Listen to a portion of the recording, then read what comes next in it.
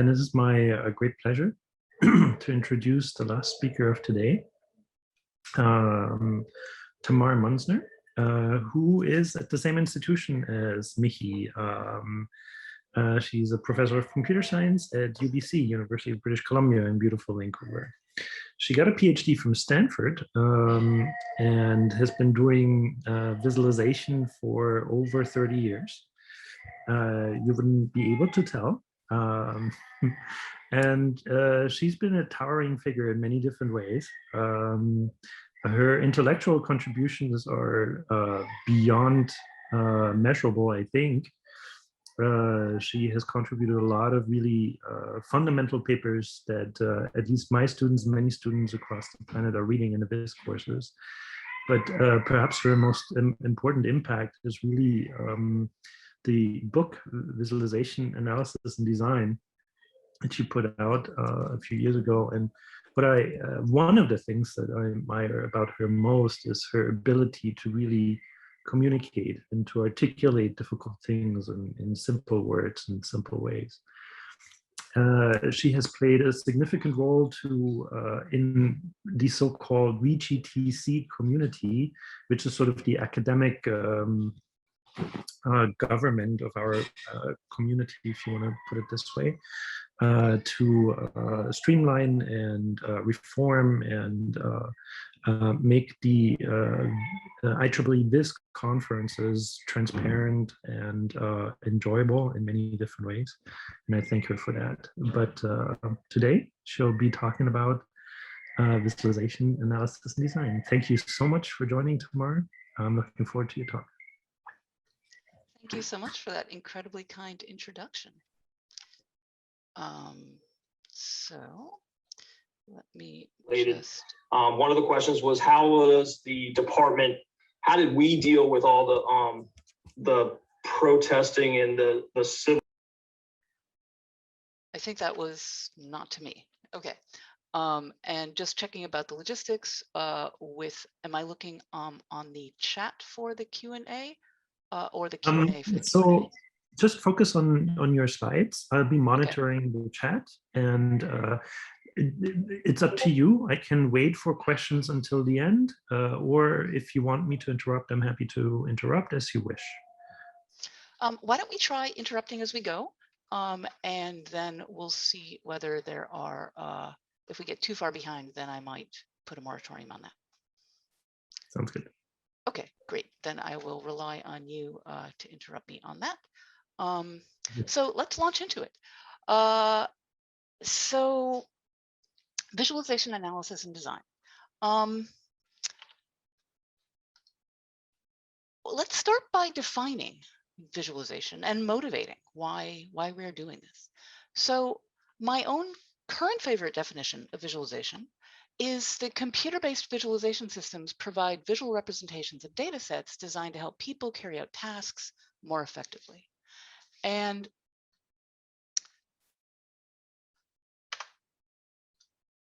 what's important here? One is the word data sets is in the same sentence as the word people.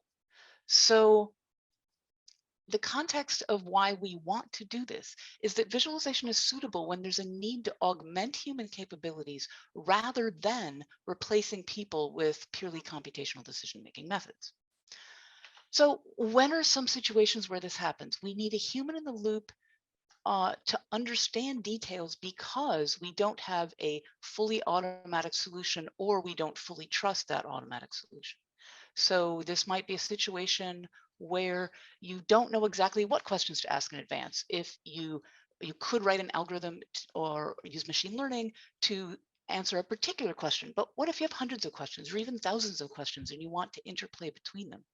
And so a classic example of this is exploratory data analysis, where we want to speed up the entire analysis loop through having humans in the loop, even though one iteration of that loop might be slower because humans are involved. To actually get to the final answer might in fact still be faster. We might want to present known results to other people, so to communicate rather than simply to explore. We might want to have a goal of automation, but use visualization as a stepping stone. So visualization trying to work itself out of a job, so to speak. We might do that before we even create any models whatsoever to provide understanding. We might do that as we're creating an algorithm, perhaps to refine it or debug it or set parameters. We might do this either before deployment of an automatic solution or even in an ongoing way, both to build trust and to monitor what's happening in terms of computation. So there are many reasons we might need to have a human in the loop. So that was the first word of the title of this talk, visualization. What about the analysis part? Why is it interesting to analyze? That actually imposes a structure on a really, really enormous design space. So what we're doing is we're using an analysis as a scaffold to help you think systematically about choices. And if we analyze existing things, that will help us design new things more effectively because we can think systematically about that design space. So here's an example. Before we go deep into the analysis framework, let's think about what it can be used for. Here's two examples of very large trees. In this case, they're evolutionary trees. Now, if we just look at them from the point of view of, well, they're different, you know, there's some pixels on one side and pixels on the other side, and they're not the same. That doesn't give us enough precision to think about it. So instead, let's actually think about these through an analysis framework. So we could think, for example, these are both operating on tree data. We are trying to find, let's posit that we're trying to do something like find the path from one particular node, in this case, Homo sapiens, all the way up to the root. Now, how do we do this? Well, they both have this idea that we're visually encoding data. There's pixels there. And they both have the idea of navigation, because in fact, this is showing a very large tree of hundreds of thousands of nodes. And so with Space Tree, which is the one on the left, a system out of University of Maryland, there's this idea of selecting certain nodes in the tree, and then that's causing filtering to happen and aggregation to happen. So it's not drawing every single node in that tree. Instead, based on interactive choices, it's then showing things like those little triangles to show what has been collapsed or aggregated, so that what you see is visually relatively simple, and what you see depended on the selections you made interactively. In contrast, the tree on the right, this is a system called Tree Juxtaposer out of my own group, also visually encodes and navigates and has this idea of selection, but when something is selected, then the rest of the visual layout changes using something called stretch and squish navigation, so that certain things are bigger, others are smaller. So we have different responses to that selection. So that's just one example of a way that we can analyze. So let's talk through this. This analysis framework has 4 levels that helps you ask 3 questions. And so those levels are, we can start out by thinking about, well, in what context am I using the visualization? We'll call that the domain situation, right? In this case, a lot of you are thinking in the domain of medicine or genomics or biology. And so this question of, well, who plans to use the system? Sometimes you could be building something very general for a very wide variety of people, but sometimes you might be building something very specific for a particular, say, group of PhD students in a biology lab doing a particular kind of analysis. So you can ask questions about what is their, what specific things do they know? What are conventions in their domain? And then what we typically want to do is abstract. It could be that people in a biology lab are doing something, in fact, structurally very similar to what's happening in an e-commerce situation with people doing finance, but they might use very, very different words to talk about it. And so we have to abstract from the specifics of domain vocabulary to what I'm going to call the vocabulary of visualization. And so we're going to focus on questions like what is being shown, and that's a question about the data. So we have to abstract the data, and we also have to think about why is the user looking at it. So that's abstracting the task. Now, the next level down is what I'm going to call the idiom level, and some people call this technique or method or things like that. And that's this question of how is it being shown. So with the visual encoding idiom, we have this question of how to draw it. And with the interaction idiom, we have the question of how do you manipulate that drawing interactively? And sometimes these are actually very combined together and we can't really distinguish, but sometimes things are more about the static visual encoding and other questions are more about the dynamic ways to interact. And then finally, there's the algorithm level where we think about, okay, given some particular technique or idiom, how do you actually instantiate that efficiently in a computational setting? Now, why is visualization so cool and so hard is there's different ways to get things wrong at each one of these levels. So at the domain level, well, you might not understand the needs of the user. You know, have you talked to them? Talking is necessary but not sufficient typically for understanding things like requirements analysis. At the abstraction level, you might make interestingly not the correct choices about even which data to show. So if you don't fully understand their data and task and abstract that correctly, you might not be showing them the right thing, which means the best visual encoding in the world wouldn't solve the problem. At the idiom level, what could go wrong? Well, you could try to show data in a way that doesn't work with a human perceptual system, which will only just scratch the surface of today. But there are many complexities to the way we actually perceive data. The eye is not a camera, you know, the brain is not a hard drive. So those matter. And then finally, at the algorithm level, what could go wrong? You might have an inefficient algorithm, right? Your code might be too slow. So the solution is that we steal methods from all over the place, from some very different fields at each of these levels. So let's actually start in the middle at that algorithm level. Usually it's very well taught in a computer science context how to do things like run computational benchmarks or even analyze computational complexity. But some of these, and there's quite a lot of work in visualization that's happening exactly at this level. I'm going to call this technique-driven work. You're often worried about questions of scale, about questions of, you know, maybe handling more heterogeneous data than previous methods. But there's some other questions as well. So this question of actually designing something where you have this complex trade-off space and there's not a single best optimal answer, but there are better and worse answers, we often need some ideas out of the field of design when we handle things at that level. And then this question of figuring out if it actually worked, we might do qualitative analysis of results, or we might actually run controlled experiments where we're timing humans. So a user study in a lab context with experiments. And we often then want to steal methods out of cognitive psychology. A lot of those methods have come into computer science by way of human-computer interaction. And then finally, even that's not enough. If we want to understand what people are doing, we need to grab methods out of social science, out of things like anthropology and ethnography, the study of people, to try to use methods that might be more appropriate for field settings. So for example, actually deploying a tool and then watching to see how people use it in the field, which might be very different than what you had in mind when building it. So these are all ways of trying to validate whether or not your contributions at that level actually, in fact, succeed. So this is the great and complex thing about visualization is it really helps to have a mastery of a breadth of these methods. Typically, you don't need to learn all of them, and certainly not all at once. But for different kinds of work you might do in the area, it'll help to think about some of these methods from other fields. So often if we start with a domain situation and then go through the process of abstracting the data and tasks, figuring out which idioms work, either existing ones or maybe inventing new ones if you need to, and then finally instantiating that computationally, that's something I'll often call problem-driven work. And it could be that a lot of you might be faced with this problem of you've got real users and they've got data and problems and you're trying to help them with visualization. That's a very common use case for Viz.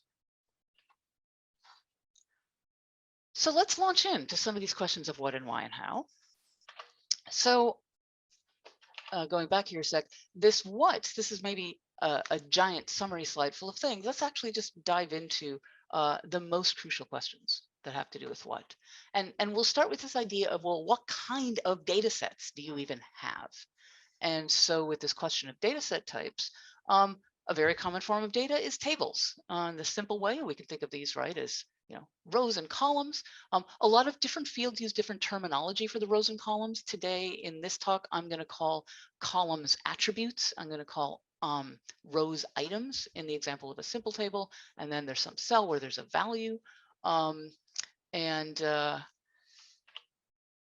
you might have data where a table doesn't fully capture what you care about because you really care about relationships between things. You might have a network. Sometimes these are called graphs as well. It's a little ambiguous because sometimes people by graph mean network, sometimes they mean a chart. So I'll call them networks in this talk. And then sometimes we really want to distinguish between and not just think about items, but the relationships between. So then we'll call those items nodes and then explicitly think about the links between them. And then there's this question of spatial data. And we'll be talking in just a few moments about why is spatial data so particularly special. There's at least a few major flavors of that. In some cases, you've actually got some continuous phenomenon that you're sampling at many, many points in space. A classic example of this is a medical imaging situation where there's really some sort of regular or irregular grid of positions where you have attribute values. And then there's also just sort of pure geometries we might think about when we have something like geographic data, the shape of a country, where you really do have position data. And then we have to think within these data sets. Notice how we keep having this idea of attributes. In networks, attributes can be connected to nodes or links. In tables, that's sort of the main event. And so the question is, well, what kind of attribute? Is it the kind of attribute where you can just tell the difference between two things? Like we have apples and oranges and bananas, and we know something is or is not a particular category. Or is there an intrinsic ordering in the data? The easy case is quantitative. So we can see things like, what's the height of this water bottle versus the height of that water bottle, and we can actually do arithmetic on them and talk about those differences in lengths. Whereas if we have something like ordinal, we could still have an order, and we might say that a medium t-shirt is between a large and a small, but it's not really defined to have the semantics of what is a large minus a medium t-shirt. That's not the kind of arithmetic we can do. So there's many other things to think about with what, but in this talk, we're doing this very, very brief romp through a lot of the territory of visualization. So we won't go any deeper into that so that we can cover other territory. Instead, let's move on to this question of, well, why? What are some abstract ways of just thinking about why people might look at data? And what you'll soon notice if you start looking at a lot of verbal descriptions of visualizations is you have a lot of pairs of actions and targets. And that's why this overview slide has a whole column of actions on the left and targets on the right. And these action target pairs will be things like, discovering a distribution or comparing trends or locate outliers or browse topology of a network.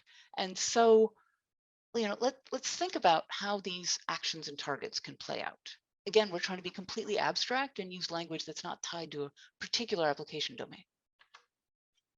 So with our actions, well, we can think at the most fundamental level, we can think, are we consuming data or are we also producing it? So for consuming data, there's already that distinction between, discovery and exploration, or presentation or exposition, or communication, narrative intent. Those are a split that people have, whether you are looking for something in an exploratory way or you already know what you want to communicate and you're trying to do that visually. Sometimes this distinction is not really quite so clear, and we just think of situations where people really are just sort of browsing data to get a sense of what's there. This might be a lot of context with things like data journalism as well, or hobby projects where they're using visualization. And but sometimes you actually produce data while visualizing. You might annotate with new information, something like adding a tag. You might record an analysis session so that you could play it back later, either for yourself or to show others. And you might derive new data, which we'll get back to in just a moment. So another question you could think about, to answer your questions, how much of the data matters? Are you trying to identify one thing, and once you've found that, you're done? Or are you doing some kind of comparison, whether it's between a pair of things or even between a small set of things? Or do you really need to see, in some sense, something about all the data to answer your question? Do you need to summarize all of that? So that's a very high-level distinction. And you can think of these as, separable things. So whether or not you're going for exploration or communication, you can still think of this, one, some, or all question about what kind of information you need to show the viewer.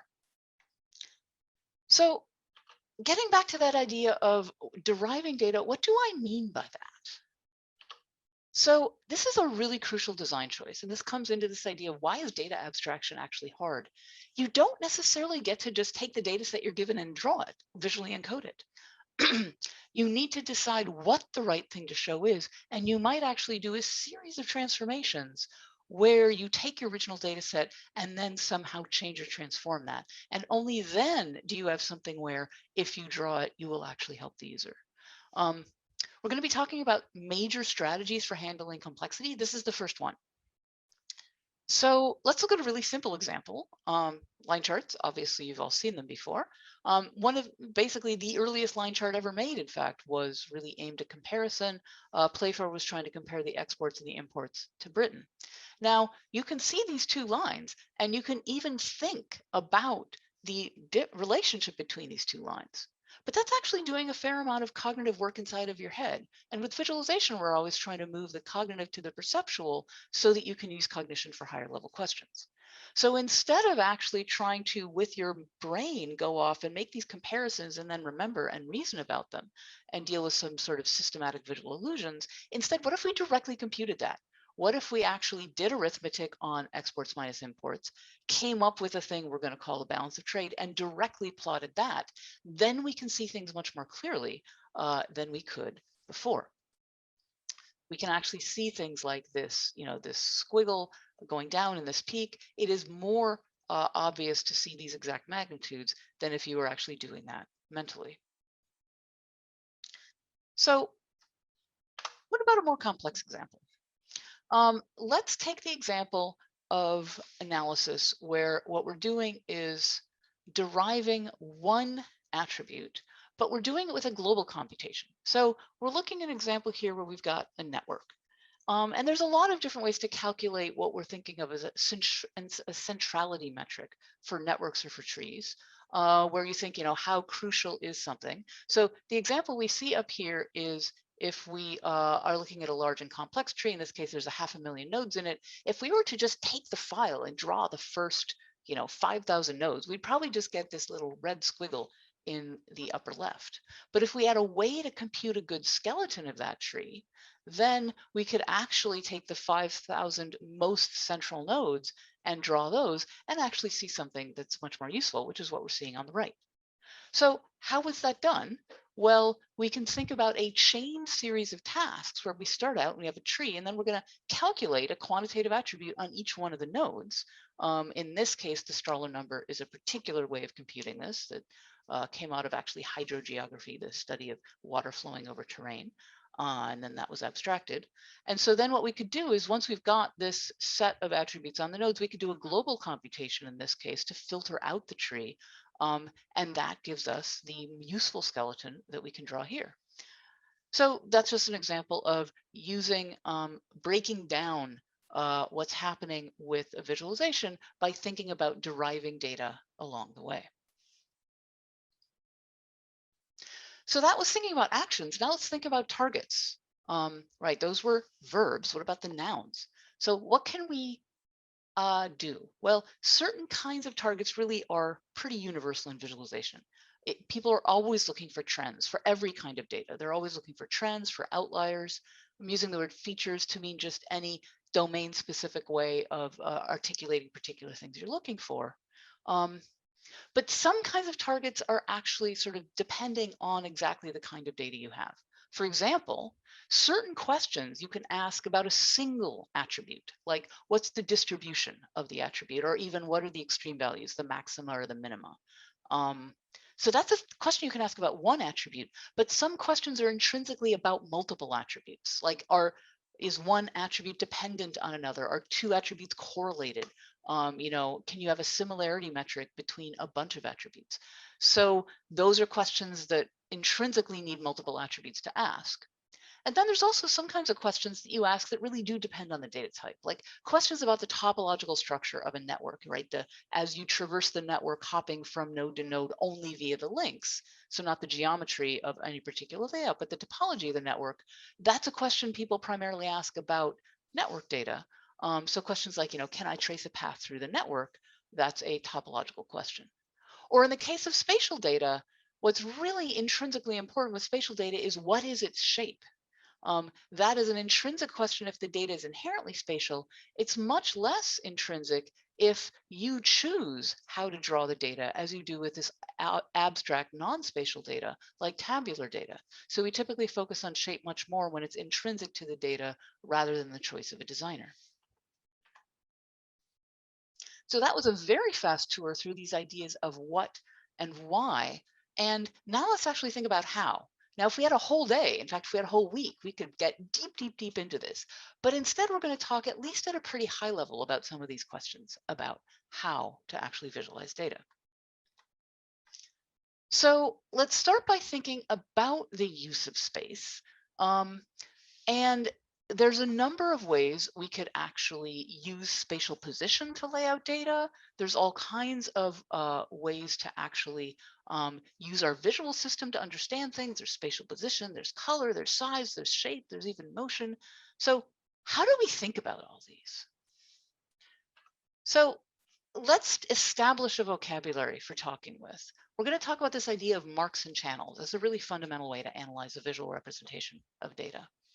So with marks, we could think, this is something where we have like a point or a line or an area.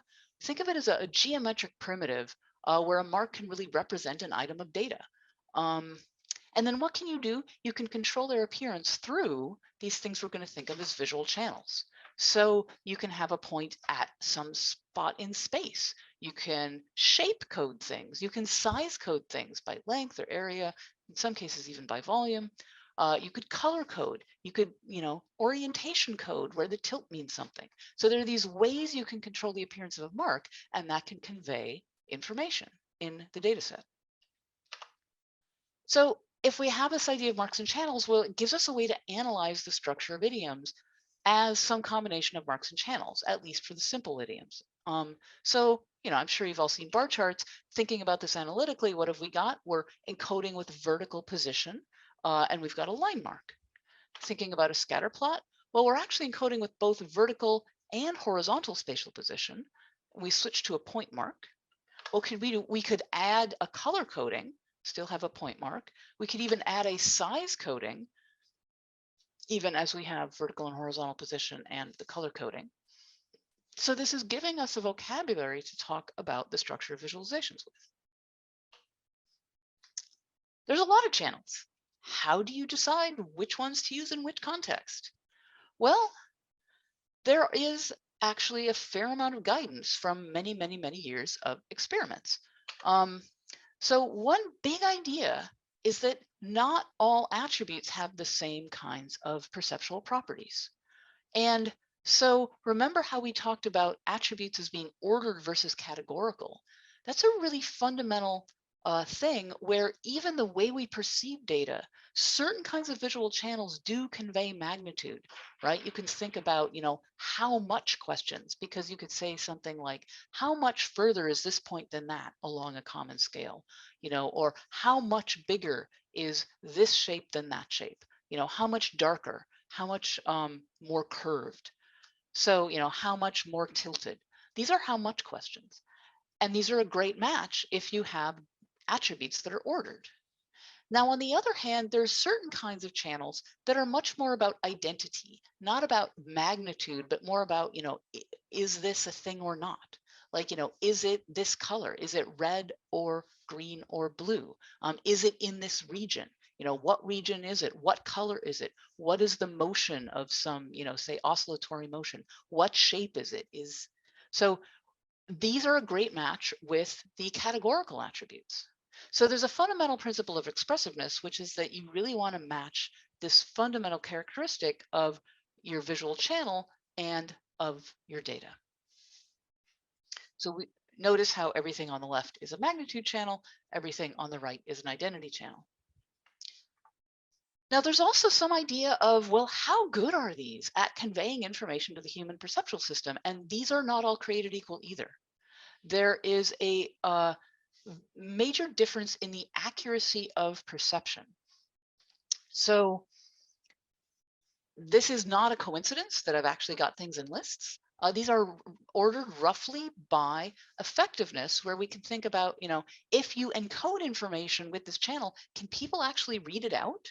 And there's very different kinds of responses for some of these best ones, where we have essentially a very linear ability to just decode the information encoded.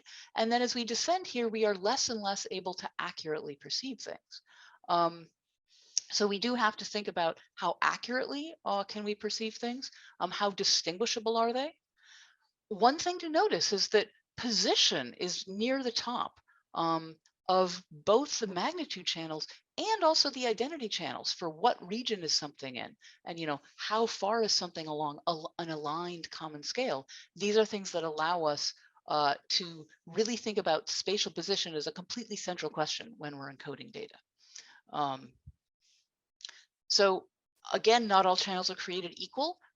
There might be different numbers of distinguishable bins that we can actually perceive in these. So, the question of, how many fine-grained distinctions can we see between, say, spatial position, between different colors? So, do these affect each other? There's a huge amount of talking we could do about marks and channels. Since we have finite time, we're not going to go deep into that today, although there's a very interesting and rich territory there, including some fine-grained distinctions here, and also, why is any of this true? The short answer is, decades and decades of psychophysical experiments. It's how we've established some of these principles. Also, there's many experiments left to do, so there's a fair number of things we don't yet know in terms of how the human visual system responds to some of these complex things. But for the moment, what we will do now is move on and talk about not just these questions of visual encoding. Was that a question there coming from the chat? Maybe I can quickly interrupt from the chat. Great. Which Alexander Gall is asking, which evaluation type, system usability scale, Likert scale, NASA task load index would you use to evaluate your visual encoding? Additionally, should these questions guide participants to a specific task or be more open-ended to be representative? So the question of, let me try to answer each of those in turn. The question of which specific scales, like you mentioned, Likert scales or like NASA TLX, these are all, I'm trying to figure out how to link these to visual encoding in particular, because I think really this is a question that's sort of about an earlier section more, which is about these, questions of tasks and about evaluation. So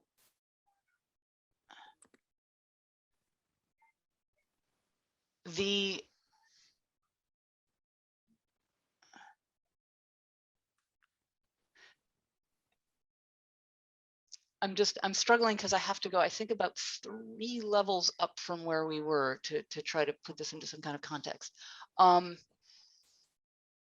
If you were doing some sort of, say, perceptual experiment to understand, so let me actually go back to this slide here. So if you were trying to understand, for example, how accurately can people perceive, say, spatial position as opposed to area, then there are, you would typically not use a measurement like, a Likert scale for something like a preference. You would actually start measuring things like performance. So rather than things like, a NASA TLX thing, you would think, is there a performance on a particular task that I could measure? That's actually why it starts getting so important to think about tasks, because performance on one task might be quite different than performance on another. So some of these lower level perceptual experiments, you could think about a task like, how quickly can you find an item? Like visual search is one kind of task. Another kind of task would be memorability. How able are you to remember something? So typically what you want to do is you want to match the some combination of data and task with some particular visual encoding, and then you could try to measure something like, the accuracy of how much of the information that's conveyed can you actually read out. So it's a bit of a long-winded question, but those sort of task-oriented ones tend to occur. And maybe what I'll do is, let me see if I can go back to this. The sort of the task-oriented questions are often much more about checking the abstractions, as opposed to checking the idioms. We're often checking something that might be a bit more about performance on a particular task. And that's why if you know exactly what task you want to measure, you can typically do a controlled experiment in a lab where you can ask things like, preference, maybe with a Likert scale, or you can say for a particular task, how effective are you at doing something in terms of how much time it takes you? Whereas if you actually deploy something in the field, then you aren't telling them what task to actually do. And so the problem is that in a study where you tell them what task to do and then you measure their performance or their preference on that, it's very hard to figure out if you got the task right. And that's why you would typically often use more of the field study methods. What was the second question? I haven't read it out yet, but there is another one. Oh, I thought there was a two-part question. But so, maybe that's... sorry, yeah, there is a second part. Should these questions guide participants to a specific task or be more open-ended to be representative? It depends on what you're trying to do. So if you're trying to assess whether, it depends on, sometimes your goals are to figure out what the tasks of the people are. And sometimes you assume, you posit a known task, and then you try to measure preference or performance or, or accuracy or so on for a given task. So I really think that the nested model helps you think about which of those you're doing. Are you figuring out the tasks, or are you fixing the task and then trying to measure how a particular idiom performs with respect to that given task? I think that's the best answer for that question at this point. Great, thank you. Let me ask one more. Nicolas Chavez de Plaza asked, what is the role of aesthetics in visualization? And can we think of form and function separately? In a section of the book where I actually was not going to cover in today's talk, but I have an argument about form and function, which is function first, form next. And the reason I say that is aesthetics do matter. They matter in terms of people's willingness to engage, in terms of even there are many of these sort of traditional aesthetic graphic design principles that directly map into how our eyes actually process information. So, things like the use of white space actually do guide our eyes of where to look next, and alignment and some of these other principles. So aesthetics do matter, but function matters. If you have something that is beautiful but not useful, you sort of hit a brick wall and you have to start all over again. Whereas if you have something that is useful but not beautiful, you are often able to take that useful thing and then incrementally improve the aesthetics of it. So improve the form. And so you have not hit a wall. You can actually make forward progress, particularly by collaborating. If you're not someone who has any training in graphic design yourself, collaborating with a graphic designer can often help with improving some of the aesthetic aspects of an interface if it is functional. So this is why I think of it as something where you should consider function. I do care about both, but typically I would start with function. So thank you. Question. All right. So although we don't have time to go deeply into the questions about spatial layout, although they're completely central to visualization, I'll just give you a taste for how it is that we could think about some channels by talking briefly about color. So what's going on with color? I just told you to think about attributes as being like categorical or ordered, but wait, which one is color? Because here in the top left, we've got something where we're sort of treating it as a category. But then on the bottom left, suddenly now it looks like we're treating it as some sort of ordered thing. We're able to see that really explicitly in the picture on the right, where we've got these a spatial region that are color coded, and we can see we also have a bar chart that's presumably linked to that on the right. And we've redundantly encoded both color and length. So hey, wait, color seems to be being used in a very quantitative way here. What is going on? So the answer is we have to decompose color, because the first rule of color is don't talk about color. Why? Because it's incredibly confusing if we treat this as a monolithic thing. It's not just one channel. We really need to decompose it into 3 channels, and then we can reason about it.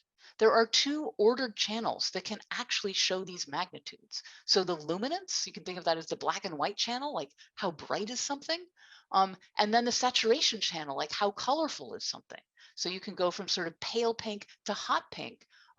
Those are different saturations of a color. Those can convey magnitude, whereas the categorical part of color is what we normally would sort of think of, I'm wearing a purple shirt, my hair is blue. These are categorical colors. So what color is something is a categorical question, whereas how bright is it, how colorful is it, that is a magnitude question. And unfortunately, most tools don't do a particularly fantastic job of supporting this. So certainly like the RGB style of color in computer graphics is very hard to reason about with this perceptual way. And even things like a lot of popular color pickers that are hue, saturation, and value or lightness are close to this, but not quite exactly actually showing you true luminance. So that is one thing to be aware of. So this principle that channels have different properties of what they convey to the perceptual system. And let's actually take this question of, how much information can you convey with these different color channels? Think of that as discriminability. How many perceivable, discriminable bins are there that we can use? The short answer with categorical color is it's never as many as you want. Everybody wants categorical color to do more than it's structurally suited for. So the thing is that the human perceptual system is really built on relative comparisons. And so that's great if you've got 2 hunks of color right next to each other, if they're contiguous. Here's an example out of a biology paper where we've got, you can sort of think of this as the legend, and we're trying to think about syntenic relationships. And so we've color coded all of the chromosomes in a mouse. Great. We can see the difference between, even some pretty subtle shades of green that are different when they're right next to each other. But as soon as we go mapping these onto the human chromosomes, well, so wait, what's going on here? Let's see. We've got tan, white, green, brown. I think we already saw that green. We already saw the white. Okay, red. Well, is that the same green? Maybe different. Okay, is that the same red? Okay, well, here we've got light blue, purple, probably some different kind of green, maybe teal. Well, I think we saw that green. Is that an orange? Is that a red? Notice how I'm starting to run out of the ability to discriminate tiny little patches of color that are separate from each other, even though I'm able, when they're right next to each other, to make pretty fine-grained distinctions. It's much harder when things are absolute comparisons. So we're great at relative comparisons. We're remarkably bad at absolute comparisons. So little small non-contiguous regions of color, usually people often want to color code, 20 things, 30 things, but a good rule of thumb is maybe 6 to 12 bins are something where you can color, because remember, you need the background color, you might need a highlight color. So people often want to color code 20 things, whereas it's much safer to think about doing a much smaller number of bins, because remember, you have other channels besides color. If we had more time, we would go sort of deeper into what a whole suite of alternatives is to simply trying to color code everything. But I just want to flag this as something for you to think about. There's another major sin people often do with color, which is trying to use rainbows as the default for showing ordering. And the logic goes something like, well, it's physics, right? You put white light into a prism and you get a rainbow out. So obviously that's the right thing to use to encode color. But there's some challenges here. One is that there's not actually a full perceptual ordering, right? Remember how we just talked about the magnitude channels that show versus the identity channels. Well, if I put 2 people in separate rooms and I gave them 4 paint chips and I said, okay, I'm going to give you a white and a dark gray and a light gray and a black, put these in order. I'm going to bet a lot of money that both people, without communicating because they stole their phones, are going to put them in the same order. But if I put them each in a room and I gave them a purple chip, a blue chip, an orange chip, and a green chip, and I said, put these in order, how much money would you bet that they would put them in the same order? I would not bet very much at all. They're not intrinsically ordered perceptually the way the luminance scale is. So that's one problem. Another problem is some nonlinearities in a lot of these rainbows. So notice how if I take some little region in here, I can actually see it sort of going from orange to yellow, even to green. And if I take the same size region at a different spot, it's all green, right? This has to do with how the human eye actually responds to different wavelengths of light. So we don't even get these linearities. So depending on where within the rainbow your data is being encoded, you might see a lot of variation or you might see very little variation. That's a pretty serious problem too, that perceptual nonlinearity.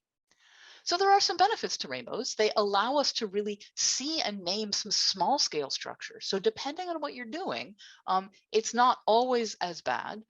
You can say things like the red regions and the yellow regions and the green regions here. But there's some challenges. What if what you want to see is larger scale structure? One alternative, and it's much easier to see the large scale structure here on the right, is where you're just going between two hues and you're sort of ramping through to a some sort of neutral saturation color in the middle. And so going from purple to yellow here really lets us see this large scale structure more clearly. We can't so easily call out what here is, red versus yellow, but it's a lot easier to try to see this large scale structure and the subtleties and not have these sort of very distinct regions that jump out at us in the rainbow color coding that might actually just be computational artifacts. Here's a nice example. What is this data set? Pretty hard to figure it out. With a carefully chosen alternative color mapping, though, where we say that we can see, obviously, this is the coastline of the US and that's Florida, and we really have picked a color map where we change very dramatically at the 0 point, and then we go up from greens into whites for things above sea level and down towards the blacks for below sea level, and we're really able to see that structure more. So one way you could try to have it both ways, if you really want to be able to see some amount of large scale and small scale structure, it can be a nice principle to have more than one, as many hues as possible for that nameability, but also order them by luminance. So you can have multiple hues, but order them by monotonically increasing luminance. A nice example of that that's quite widespread these days is the Viridis or the Magma color maps. Notice how these have some nice properties about their luminance actually does change, which we can see here in the black and white versions on the right, as opposed to something like Rainbow that's not just increasing luminance in a linear way. And these have been integrated into things like R and Python and D3 and basically all the major tools by now. So that was a very short romp through color. Now let's actually think about some of the interactive ones. How would we actually interact with the visualization? So there's lots more to say about visual encoding, but let's at least briefly talk about interaction. So we could, well, what could we do? Manipulate things, facet, reduce? Let's take a look at these. So there's really three more strategies for handling complexity. And one is, one is manipulating, so interacting with a view. One is to have multiple views, to facet across multiple views. And one is to reduce the amount of data you show in any of those views. So, and remember, we already talked about the fourth big way, which is deriving new data. So these are some fundamental ways to handle complexity. So changing the view over time, faceting, reducing, and deriving. So I'm not going to spend time now on changing over time because I'm sure you've all seen it, right? Anytime you click on a view, you interact with it, maybe you move the mouse and then you navigate through. That's an example of a view that changes over time. It's flexible and it's powerful, and it's also in some ways obvious. So I'm going to bring your attention to some things you might not have thought about as much. What about faceting data across multiple views? Well, one thing you can do if you have multiple views is you can have linked highlighting. You can see how some region that's contiguous in one view may or may not be distributed in another. So this is a very powerful way to add interactivity, is to take the multiple views and link them together. Here's an example of baseball players' salaries. And what we've done here is we've grabbed the salary and we've highlighted the high salary people and tried to see, how is that distributed with respect to seniority? It's pretty distributed. With respect to positions that people play, it's also distributed. But on this graph, which is showing the number of hits per year, we're seeing that all the high paid people are on the right side, meaning that they're actually the high hitters. So good, they seem to have the economics of their salaries figured out in a reasonable way. So notice how we've got different visual encodings in each of these views, but the same data, right? We're seeing some different attributes, but the same number of items is shown in all of those views. Something else we could see is something that we can think of as an overview detail pattern with the views. Something I'm sure you're all familiar with is these bird's eye maps, which you can see in a lot of online geographic software, where you've got the same visual encoding, but you're only showing a subset of the data in one view compared to the other. And we can link not just highlighting, but also navigation. If we move that box, then the larger view of the detail view updates. And likewise, if you move around in the detail view, you'll see that box representing the current visible area actually update in turn. So this is one example of overview and detail views. Overview and detail can either be the same kind of visual encoding, or it could be different ones. What's something else we could do? We could actually have the same visual encoding. This is an approach often called small multiples. Here we actually just see some line charts of a bunch of different stock prices. And notice how what we're doing here is we've got certain shared aspects, but it's different company stock that we're showing, although we've got the same timeline here. So with this kind of small multiples approach, what could we do? I'm not going to take the time to click through here, but all of these interaction examples in the talk slides, which are available at this URL down here, you can actually click through and start playing with, and in many cases, even see open source code for. So what else can we do with small multiples? Well, we could click on one and actually then see the details in on demand. So this idea of being able to have overview and details and small multiples, well, we can combine those ideas. We could even say that linked highlighting is something where we might, as we move the mouse within one of these views, we could see how for all of these small multiples, it can then highlight and even give the number across these views. In this case, this was, kinds of questions that were asked. So this idea that anytime you have multiple views side by side, there's a lot of power to actually interactively linking, whether it's through navigation or shared cursor position or highlighting specific elements. So what's interesting about having these views side by side? The big word for that is juxtaposing. Well, there's a cost, right? Every time you add a new view, you take pixels away from the other views. So pixels are a really precious and finite resource. But there's some benefits, which is the cognitive load changes. The eyes versus memory is a principle where just moving your eyes between two views is a much lower cognitive load than seeing something and remembering what it looked like before, which is what you do with interaction. So there's often a trade-off between when do you show multiple views and when do you interact with a single view, but have to use memory. And let's look at an example of this. If we just try to actually animate here, we're using our memory to remember what happened before, and we can focus on one of these, but it's hard to notice what's happening more globally. So in general, animation is tricky when there's a lot of scattered changes all through the frame, as opposed to if we juxtapose, our eyes could just move. This is actually the same data set, but we're more able to actually look and move and notice, there's really a big difference between globally these two frames. This is actually showing gene expression levels for 2 different experimental conditions over 4 time points. All right, so we've got some different ways of looking at data across multiple views, 2 different flavors of overview and detail.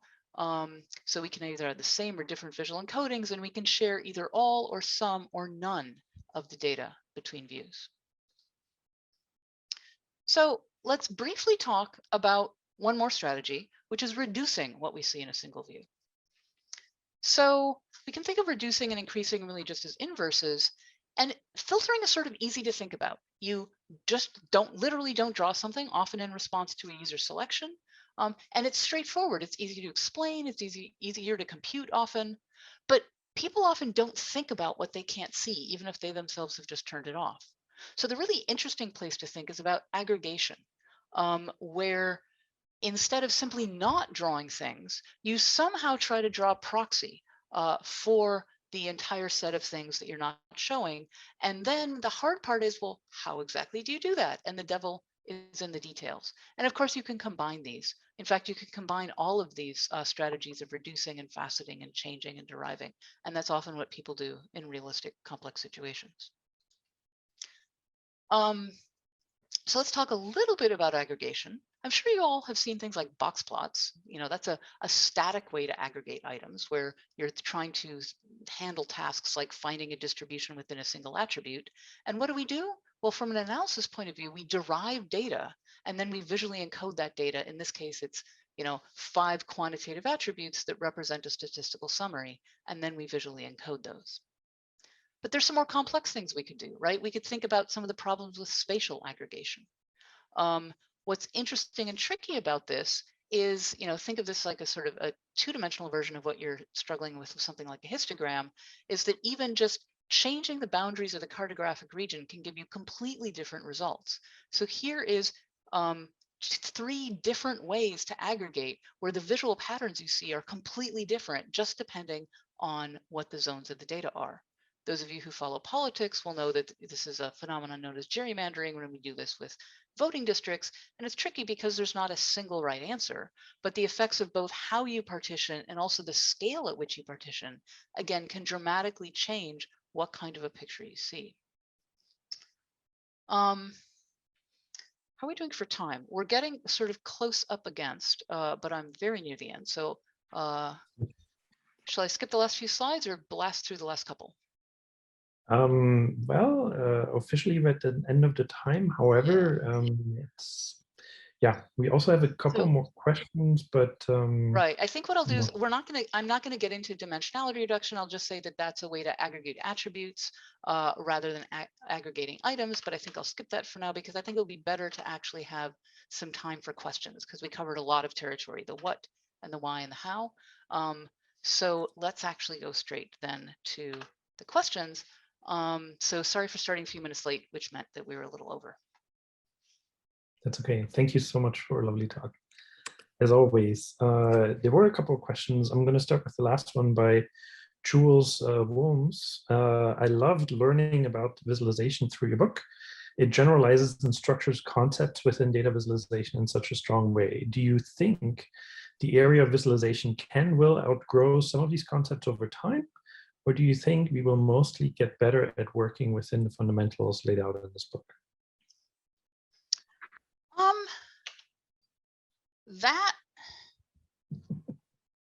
The short answer, oops, what I wanted is to show this last slide here. The short answer is both, because I think this does cover a lot of the territory. This idea of what and why and how. On the other hand, people are always inventing new idioms. It's not that the book in any way exhaustively communicates those idioms. But I also think that there is more to do. In fact, I'm actually thinking I need to write a second edition of the book because I've rethought a lot about even the way to think about marks. So even as I think there's a lot that will hold up, I think there's a lot that will also change. So I did try to make it be relatively timeless so that the next time someone invents something new, you don't have to just start from scratch. But I think there's actually a lot left to do. In fact, there's an entire talk that I've given, which is, there's an entire talk where I take specific things out of the book and I'm talking to a bunch of perceptual psychologists and saying things like, things I wish I knew, things that we say that in fact you need to do way more work to actually figure out, what is the right answer. And let me, where is that one? It is, data visualization is a driver for visual cognition research. And So it's got this whole suite of things I say and things I wish I knew. And so this is an interesting talk because it's got a lot of questions like, you know, even for this very slide, which you just saw, you know, I have all these questions like, you know, what happens when you deal with multiple channels? How does discriminability change? You know, and questions like, you know, how do visual channels interfere with each other? You know, what happens with visual complexity? And questions like, you know, how can we think about shape systematically the way we just talked about color systematically? You know, what is the decomposition of shape space? And you know, so questions like, could we truly understand? We just talked about side-by-side views, but what's the cost benefit? How much cognitive overhead is there for switching? So, you know, there's just this whole set of questions I had for the visual cognition people. So there's so much more that we still do need to know, even in terms of how human perception works, because the cognitive psychologists study these very low level phenomena, and then visualization does these things that are insanely big and complex by the standards of a perceptual psychologist. So designing experiments that somehow help us understand what's happening with visualizations, even at the level of perception. And then there's all this understanding of these sort of higher level things like, you know, cognition, like how are people thinking? Can visualizations lead to behavior change? You know, huge, difficult questions. So even, I mean, there's still a fair amount of experimentation going on with things like visual encoding, but I think there's a huge amount that we still need to know about how particular combinations of data and task do or do not work well for particular visual encodings. So there's a lot still left to figure out. Thank you. By the way, a public service announcement. When we're done with questioning, there's some announcements. I think drink tickets will be handed out, so stay around. That sounds important. Based on the last question by Alexander Gall, do we have to update these concepts with immersive analytics approaches, AR, VR?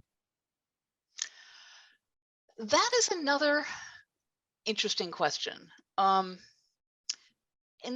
Again, there's a section of the book that I didn't actually get to, but that might be interesting to think about, which is, here's the giant slide deck, which is 400 slides instead of 47.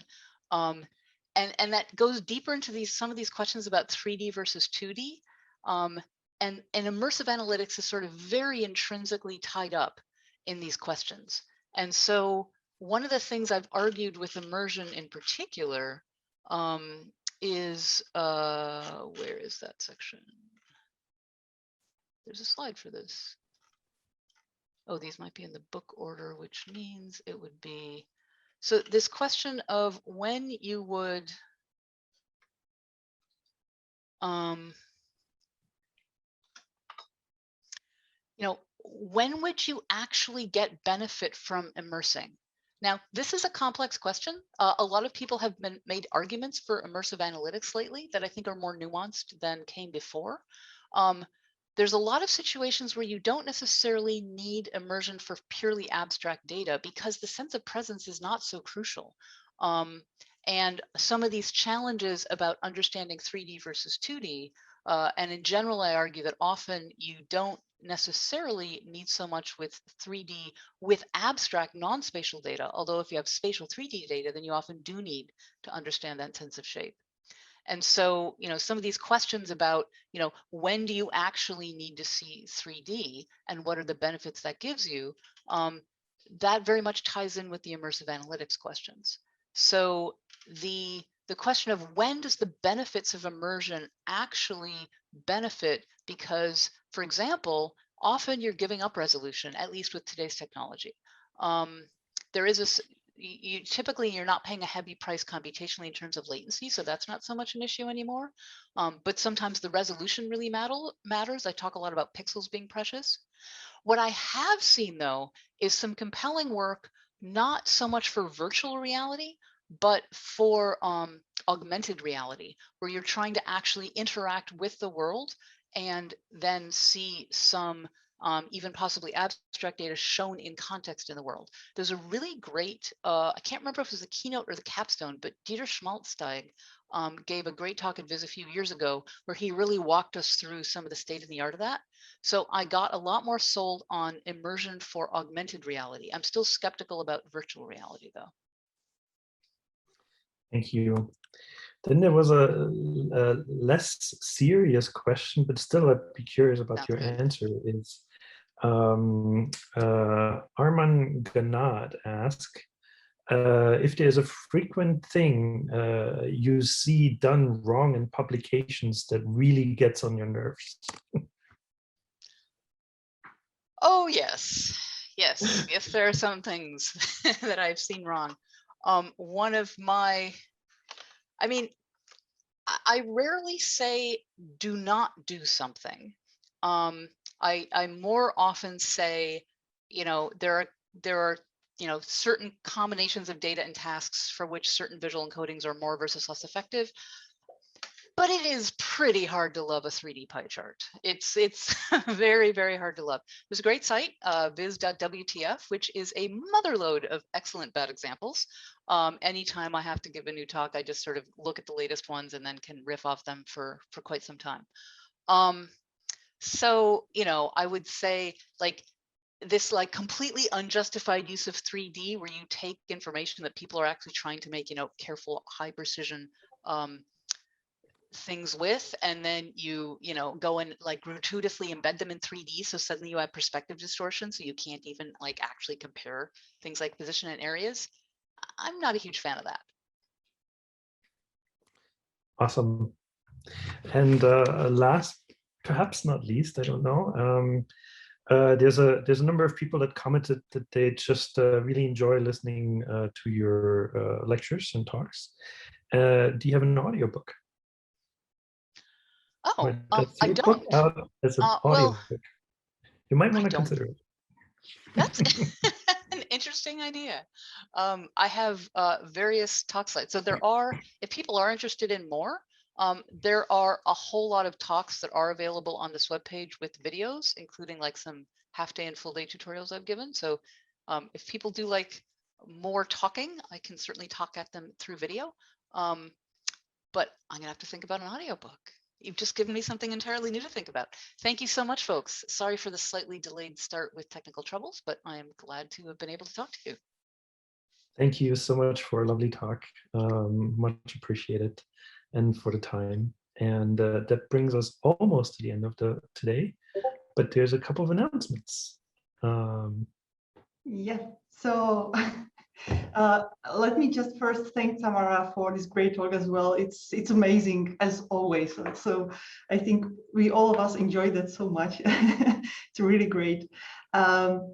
So not to spend too much of your time. First of all, of course, thanks to Tamara and all the other speakers from today, because we had another great day together and we heard a lot of interesting and new stuff. So I hope that you enjoyed that quite a lot. And so tomorrow, what's waiting for us is first, of course, another bunch of great talks.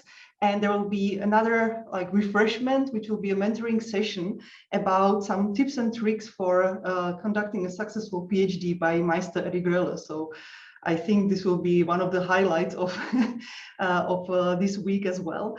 So another thing is just check once again the Miro board, the icebreaker one, where you can put the information about you so we can learn about each other a bit more. Then we are having also this closing Miro board where we would appreciate from you to give us some feedback, what was wrong, what was good, so we can improve for the next time. Good news is that you were asking about the videos, when they will be available. So we are having some great guys on the backstage who are already processing that. So you can see already some of them on the webpage. So just check them, and we are also posting them on the Discord channels. So you can check whenever you want, and I hope that we will have all of them there very soon. Another important thing for tomorrow is that we'll be having a social event tomorrow, which will be online. And Thorsten, I'm very sorry, but I don't have good news regarding the drinking vouchers. But guys, you can bring your drink as we will do, of course. Let's share our own drinks together. So it will be in Congregate, which is a platform which I don't know if you know. We are also experimenting a bit, but we still believe it will be fun, and we'll have some nice time together there. And we are having one more request which just came to our mind together today. So if you don't mind to share your Twitter handles with us, that would be cool, because then we can make a list of your Twitter names, and we can use this for informing you also when this event is over. And we made a special channel for that, so you can post just your Twitter handle over there. And if you are still not fed up with us, we can still meet on Discord now. So it's just up to you, or if not, then just have a nice evening, day, morning, wherever you are right now, and hope to see you tomorrow again. So have a nice whatever. Bye.